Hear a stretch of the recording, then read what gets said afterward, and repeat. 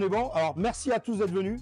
Vous avez vu la dégustation qu'on va tous se faire ce soir. On va passer un bon moment. On est tous avec des amateurs de rhum là, donc on sait que ce soir on va prendre un bon plaisir déjà amical de se retrouver et en même temps gustatif parce qu'il y a quand même de quoi avec ce que Steven nous a préparé et ce qu'il y a sur la table à déguster. On est parti pour bien se régaler. En plus, on a deux beaux ambassadeurs avec nous pour nous raconter les histoires de leurs maisons respectives. Donc ça va être très bien. Clément, grappe blanche. Sur le côté technique de ce rhum, c'est très simple. On est sur une très vieille bouteille qui date des années 70. C'est une sélection des eaux de vie de Clément à l'époque. Vous avez vraiment sélectionné les jus réduits à 50 degrés d'alcool, 50% d'alcool. C'est 8 mois de réduction lente à l'époque. Attention, on est dans les années 70, donc ancienne formule de distillation. La grappe blanche, c'est réputé pour être des rhums qui sont assez rustiques, puissants sur les arômes. Je vous laisse découvrir les arômes de base, mais vous allez avoir une première note qui va être très végétale, sur de la menthe un peu anisée. Et derrière, vous aurez des notes fruitées qui vont arriver, où on retrouve facilement le citron vert et le maracuja. Très bonne dégustation, très bonne soirée. Amusez-vous bien, profitez de tout. Et bienvenue donc au restaurant de l'aviation civile. J'espère que vous allez passer une très bonne soirée. Pour la partie rhum, il y a des experts qui s'occuperont de vous et vous distilleront des informations précieuses. Pour la partie culinaire, vous pouvez vous fier à moi. Donc du coup, on va commencer forcément par la maison, par les Antilles. On commence donc par des petits acras de cabillaud. À côté, vous avez des petits points de mayonnaise vegan. Pourquoi vegan? Parce que c'est digeste, que ça fait plaisir, il faut sauver la planète. Attention, la mayonnaise est très pimentée, donc allez-y avec à petits pas. Et donc voilà, régalez-vous, bon appétit.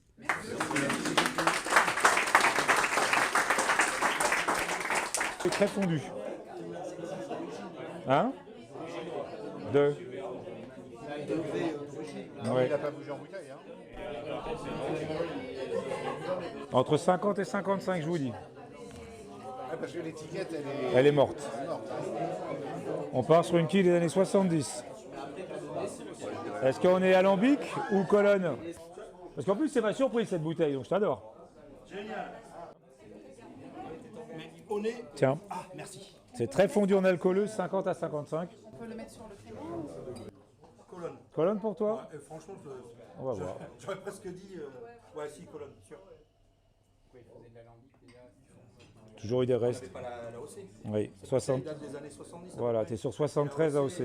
Début de la dégustation, enfin de la discussion 73, mise en place 96. Tu connais l'éléphant chez nous? L'éléphant? Ouais. L'éléphant, c'est un assemblage pot style colonne. Tu commences sur un pot et tu termines sur colonne plateau avec rectification. Et tu vois la cœur de chauffe, la bouteille cœur de chauffe.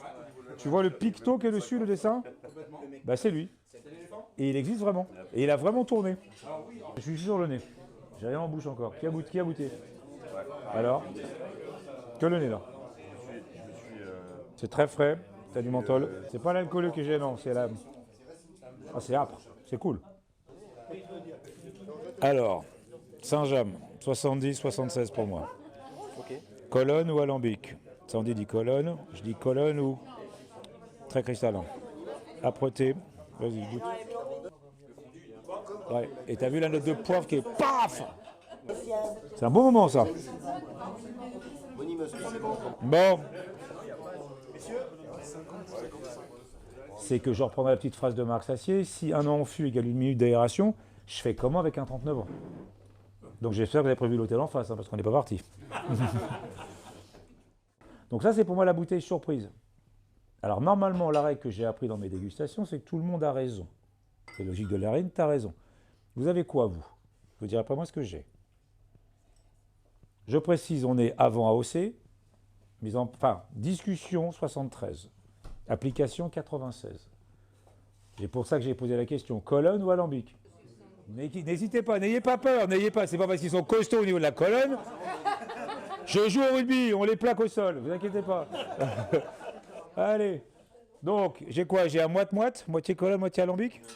C'est pour ça que je parlais tout à l'heure. Si vous connaissez qui a goûté le cœur de chauffe chez Saint-James? Bon, c'est pas le même profil. Pour moi, c'est pas assez gras, finalement, en finale, vraiment. Donc, je dirais plus colonne. J'ai une canne très très fraîche Oui, qui apparaît. Et derrière cette canne fraîche, j'ai des notes poivrées, du poivre Oui. blanc qui vient se caler dessus. aussi. Et olfactivement, moi, c'est ce qui me marque de suite. Tout à Et fait. derrière, sur la longueur, une fois que le poivre est passé, sur la longueur en profondeur de la narine, j'ai des notes très végétales, très vertes. La maillot, ouais, non. J'ai encore des surprises et encore merci ce soir pour ce que tu as fait parce que c'est juste. Le monde voudrait être là pour info, je vous le dis. Moi, je connais le plus grand blogueur de Rome. Les mecs alcooliques professionnels, voire très, très, très professionnels, ils rêveraient d'être là s'ils avaient su. Hein. Donc, ça, merci pour la dégustation. Après, alors, il a été bizarrement bien conservé. Le fondu est propre. Il n'y a pas l'agressivité. C'est que le poivre qui m'a boum. Est-ce que ça, c'est un blanc que vous boiriez maintenant? Parce que j'ai un projet derrière. Je ne peux pas vous en parler plus, mais j'ai un petit projet. Tu voudrais le garder? Faut le dire. C'est comme les acras. On a deux verres. On a un verre qui n'a pas servi. Donc, ça veut dire qu'on peut le mettre en attente. C'est ça En fait, ce l'idée. que tu as envie de voir, c'est l'ouverture. En fait. C'est ça. Et voir le changement qu'il peut y avoir. C'est ça. Parce que déjà, tu vois, en 10 minutes d'aération, Mais il s'est je l'ai senti tassé dans ton aussitôt. verre, il y a 10 minutes. À Marie-Galante, à la distillerie Biel, où vous allez pouvoir déguster cette magnifique carafe qui a été distillée donc en 2002. C'est un 12 ans d'âge, fût de chêne français, distillation en colonne Saval en cuivre. Pour la petite histoire, colonne qui a été inventée par les deux frères Armand et Désiré en 1856, si je ne me trompe pas. Là, on va se régaler parce qu'on va être sur des notes mielleuses et très fruitées. Vous allez avoir quelque chose de rond, mais de puissant, attention, parce qu'on est sur un brut de fût. C'est un jus qui sort à 52,8. Donc, on quitte le rhum blanc à 50, on monte de 2%, mais par contre, on va avoir un travail technique dessus. Faites bien attention avec votre nez. Allez vraiment chercher les saveurs, parce que là, vous allez vraiment avoir la saveur olfactive qui va être bien présente, bien travaillée. N'hésitez pas à le laisser s'aérer un petit peu. Et ensuite, allez bien chercher les saveurs sur le palais, sur la langue. Vous avez une palette aromatique qui va partir sur le fruit et sur les notes un peu grasses de miel qu'on retrouve sur la bouche. Celui-là, je me suis vraiment fait plaisir à le déguster avec le propriétaire de la distillerie. C'est pour ça que ce soir, il est à la table. Bonsoir. Donc on continue notre dégustation. Donc je vous propose une carotte bio qui a été travaillée comme un houmous. Donc vous avez du sésame torréfié. Vous avez une petite émulsion au sésame frais et vous avez des chips de légumes, une chips de panais et une autre que je garde, que vous allez deviner très rapidement. Je vous fais une petite devinette. Je vous invite à goûter la petite pluche, c'est une pousse de petits pois, ça apporte beaucoup de fraîcheur. Voilà, donc bonne dégustation.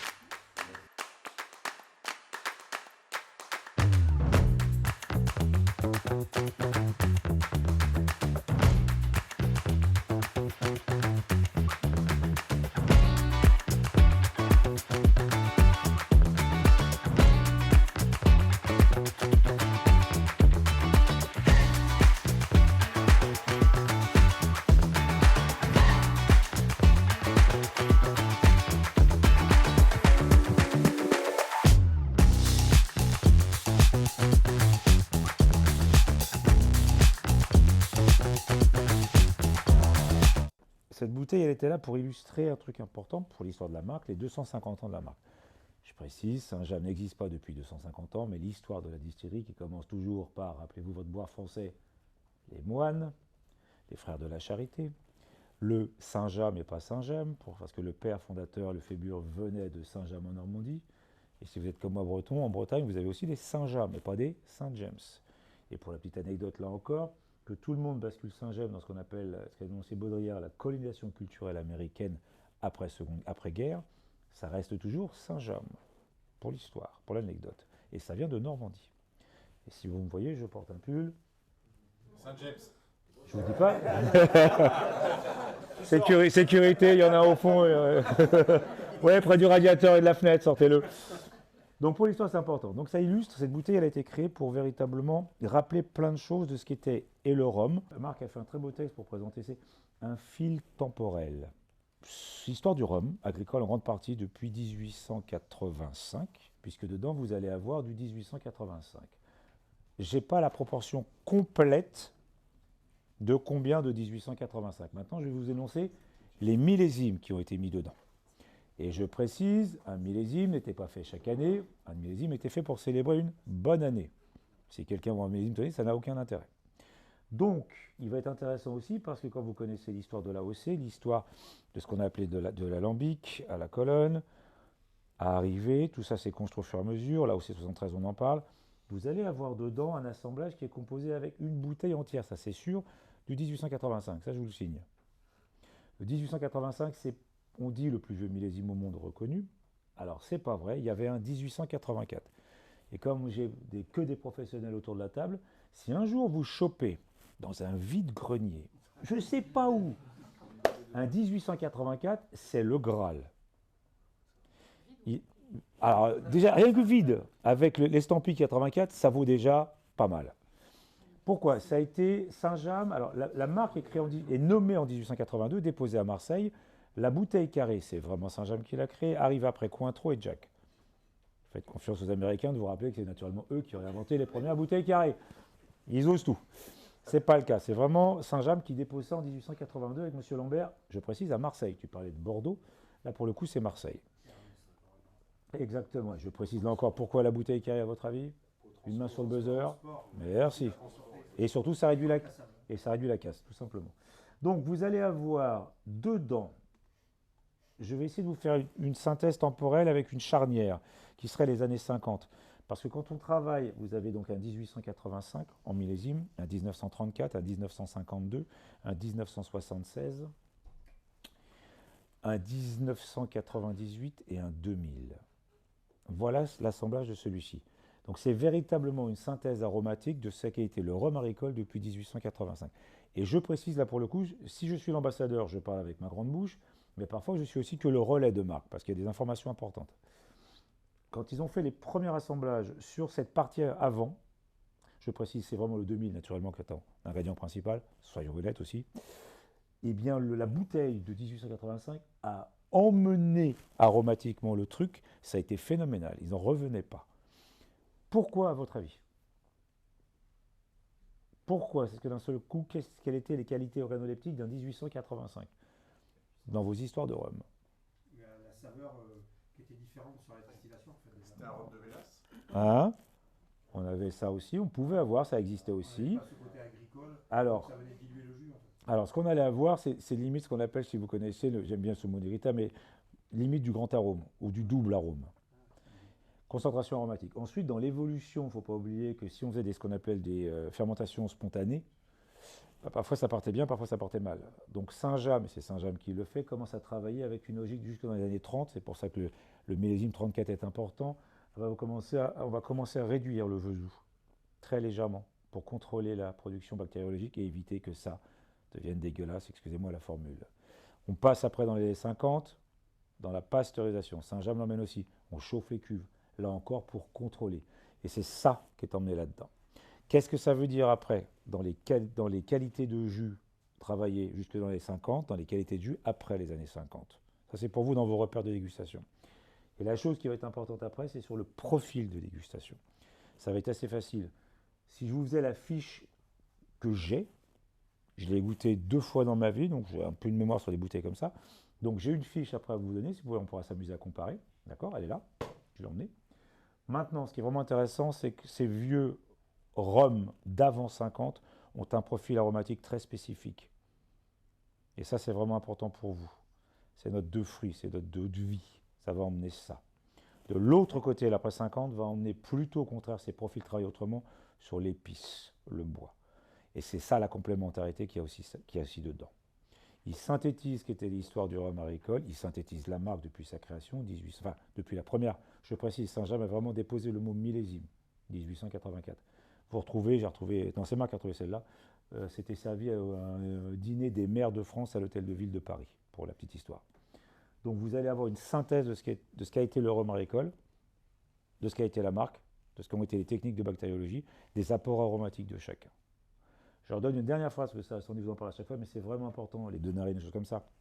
Et là, ça a été fait parce que, sincèrement, je t'ai désemparé. Comment est-ce qu'on peut enchaîner une dégustation pareille, parce que c'est un line-up mondial. Donc, normalement, je reprends ce qu'a dit Marc Sassier. Là encore, je passe la main à la voix à Marc. 1 année en fût, 1 minute d'aération. Donc là, on est à combien d'aération? On est qu'à T'as 1 heure là? 1 heure et demie. Voilà. Bon, bah, j'ai le profil, j'ai les notes de nez, j'ai les notes de bouche, j'ai les longueurs. À vous de voir maintenant. Ça vous va? Donc du coup, nous étions sur un rhum Saint-James. Je vais vous donner un moyen mnémotechnique pour vous en souvenir, qu'on dit Saint-James et pas Saint-James. Vous allez dans votre assiette une noix de Saint-Jacques et pas de Saint-Jacques.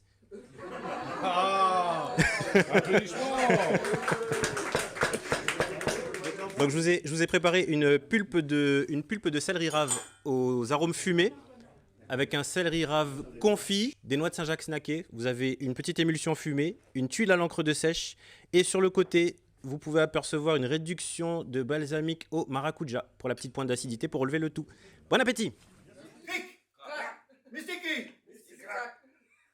Je laisse la parole à Jean-Philippe. Est-ce que la cour dort? Non, la cour ne dort pas. Les autres pareils? Est-ce que la cour dort? Non, la cour ne dort pas. Oh, Yvon. Jean-Philippe, vous pouvez pas aller. Merci beaucoup et alors bravo pour l'organisation de cette soirée qui n'est pas encore finie. Donc, alors j'ai le bonheur moi d'intervenir pour Trois-Rivières. Trois-Rivières. Pourquoi Trois-Rivières s'appelle Trois-Rivières? Comment? Est-ce que vous pouvez citer les Trois-Rivières? Ah, vous êtes une assemblée experte. Au Mans, Saint-Pierre, Boisdin. Félicitations. Alors, Trois-Rivières, c'est 1660 à l'origine. On est vraiment certainement la plus ancienne finalement. Et comme toutes les distilleries, on fait du rhum d'abord parce qu'on fait du sucre. On a arrêté de faire du sucre en 1905 pour ne plus faire que du rhum. Et je resitue ça puisque tout à l'heure, grâce à la cuvée Saint-James, on a eu l'opportunité d'avoir avec le 1885 cet aspect effectivement vraiment rhum de mélasse, hein, avec cette histoire en Martinique où on faisait du rhum parce qu'on faisait du sucre, donc historiquement on faisait du rhum de mélasse. Et puis c'est la crise du sucre qui va nous amener à faire du rhum agricole. Et donc c'est le 19e siècle, hein, comme vous le savez, qui va être le fossoyeur du sucre en Martinique. On se souvient de Napoléon qui fait le blocus des ports en 1804 pour empêcher le commerce des Anglais, à qui on a mis quand même 43 points d'écart aujourd'hui. Donc, en empêchant le commerce des Anglais, en empêchant le commerce des Anglais, ben en même temps, les importations des territoires ultramarins vont plus arriver en métropole. C'est le début du sucre de betterave. Milieu du siècle, abolition de l'esclavage, extraordinaire, nouvelle humaniste, mais le coût de la manœuvre va se renchérir. Et puis à la fin du 19e, on a une crise de surproduction sucrière. Quand il y a plus d'offres que de demandes, les cours s'effondrent et le sucre de Martinique n'est plus suffisamment compétitif. Rendez-vous compte, au 17e, on comptait plus de 500 sucreries. Aujourd'hui, il n'y en a plus qu'une. Et le paradoxe, c'est le galion. Et le paradoxe, c'est qu'elle peine à se fournir en canne maintenant pour faire du sucre. Donc finalement, et moi j'adore resituer cette histoire. Et au moment du Covid, on a vécu ensemble avec Stéphane à un salon à Paris qui était extraordinaire, un salon dans un hôtel, le 1802, enfin le Monte Cristo, qui a un bar le 1802. Et donc la contrainte du Covid avait amené cet hôtel à organiser un salon en chambre, en disant on fait circuler des petits groupes et on va organiser des rencontres et des dégustations dans les chambres.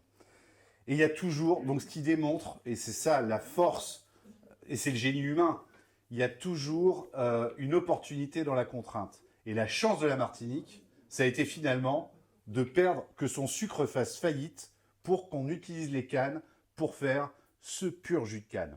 Alors ce qui est intéressant, c'est que ça nous a amené à l'AOC en 96 et que beaucoup des cuvées qu'on a dégustées et qu'on dégustera ce soir en pur jus de canne de la Martinique ne sont pas AOC. Et en l'occurrence, ça va être le cas avec ce 76, puisque l'AOC, elle est de 96. Mais néanmoins, j'ai tendance à dire qu'elle est quand même AOC, parce que finalement, 96, c'est principalement le moment où l'INAO va déterminer l'aire géographique délimitant la culture de la canne. Parce que finalement, avant 96, et dès 1905, grâce à M. Bally, on avait déterminé en particulier ce qu'était un rhum vieux. Il y avait tellement de trafic avec du rhum qui arrivait en vrac en métropole, qui était caramélisé, coloré, édulcoré bien sûr, que Bali, en 1905, et c'est les prémices de cette intelligence collective en Martinique, il va amener cette définition du rhum vieux qui doit séjourner au moins 3 ans, et d'ailleurs la phrase est reprise dans le cahier des charges de l'AOC, dans des vaisseaux de bois de chêne de 650 litres maximum, et pour une durée donc de 3 ans minimum. Donc du chêne, rien que du chêne, 3 ans minimum pour faire un rhum vieux, et l'embouteillage doit se faire en Martinique. Et ça, c'est dès 1905. Donc finalement, et on distille également très rapidement en colonne. Après, il y a cette élévation du niveau de jeu et du niveau qualitatif qui va intervenir principalement après la Première Guerre mondiale, puisque pendant la Première Guerre mondiale, on va surtout fournir en quantité et des rhums qui ne seront pas forcément très très qualitatifs. Et on va très très rapidement comprendre en Martinique, et je pense qu'on est vraiment les premiers historiquement, que aujourd'hui on parle de premiumisation en fait. Mais on va très rapidement finalement élever le niveau de jeu pour arriver à des cuvées exceptionnelles. Alors là, c'est un millésime 76, donc on est vraiment sur une lecture monolithique par rapport à cet assemblage de 6 millésimes que tu nous as proposé précédemment.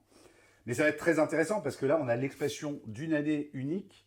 C'est un élevage en bois de chêne américain, puisqu'à l'époque, donc info de Daniel Bodin, le maître de chez, notre maître de chez, meilleur maître de chez au monde, il y a 2 ou 3 ans maintenant.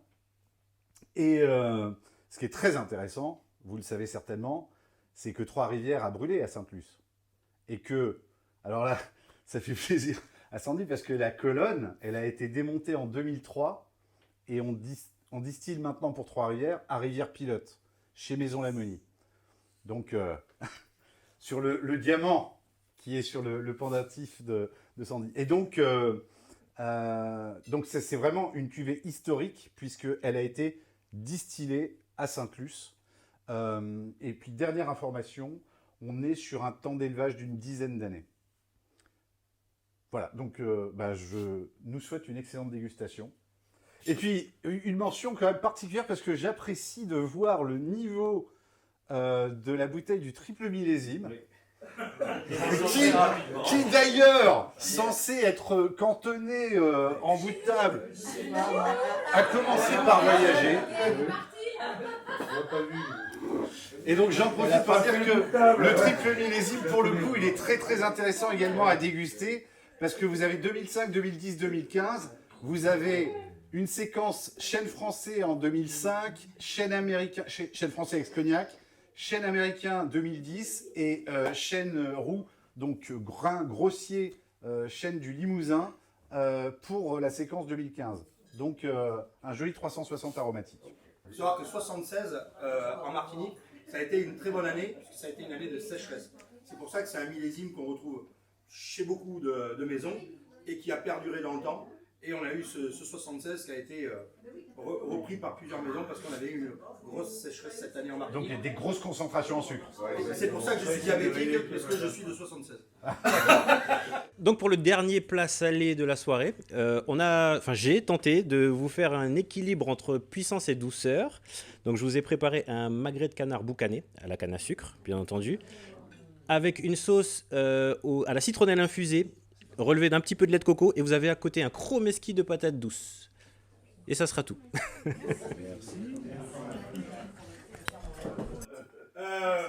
Donc c'est le plus ancien que vous allez voir en compte d'âge dedans. 9 ans dans des fûts de chêne. Ensuite, on l'a changé de fût, on l'a mis pendant 10 ans dans des foudres de chêne, donc plus gros, hein, gros truc, pour le tenir. Et très bien le foudre. Je le fais super bien. Et du coup, on est sur un vieillissement en tout de 39 ans, mis en bouteille en 1991. Il y a 2 éditions de ce bébé-là. Ça, c'est la première édition. La deuxième édition, on la reconnaît. C'est pas le même bouchon et c'est pas non plus la même boîte. Là, on est sur la première boîte, le premier embouteillage donc de 1991 et un véritable 39 ans. 39 ans de vieillissement sur 2 passages de fûts différents. Là, on est vraiment chez la Maison Clément. J'aime beaucoup la Maison Clément pour son histoire, pour ce qu'elle a apporté au rhum martiniquais. Elle est récente, elle n'est pas vieille, hein, puisque avant ça s'appelait l'habitation Acajou. On le nomme encore comme ça aujourd'hui, domaine de l'Acajou, même si c'est habitation Clément aujourd'hui. depuis 1887, puisqu'avant c'était une ancienne sucrerie qui a été rachetée par le premier docteur de couleur de la Martinique, Omer Clément, qui a fait les rhums avec une méthode qui a toujours resté depuis. Quand il est mort, son fils a repris, Charles. Il a perpétué cette façon de faire le rhum qu'avait son père. Et ils ont énormément œuvré, Charles Clément, avec nos amis de Lamonie, Bourdillon et Belloni, pour que se fasse tout ça l'AOC. Ayotte aussi, José Florette, aussi qui était présente pour pousser tout ça à l'époque. Là, il y a vraiment beaucoup de gens qui se sont battus en Martinique pour qu'on ait cette AOC. Et seul au monde depuis 1996. Et c'est vrai que la maison Clément a été une étincelle avec Omer qui dès le départ lui en parlait aussi pour le faire avec beaucoup d'autres. C'est énorme.